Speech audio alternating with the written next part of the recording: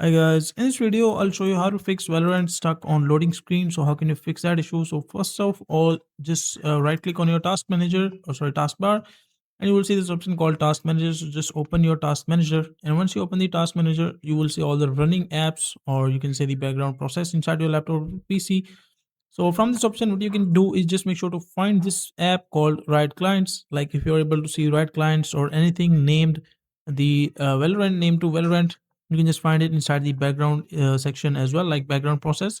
It might be running inside the background. If you say this, just right click on it and click on End Task, and it will be closed. After that, restart your laptop once and try it if it is fixed. Now, if still not, what you can do is just search in this section called Run, and once you write down run, so you just need to write down percentage app data and percentage. Once you write down app data, just open it. And inside this section, what you need to do is search anything named Valorant. If not Valorant, you just need to find Riot Games, which is basically linked with the Valorant. So just make sure to find the folder inside this list. Let me just open it.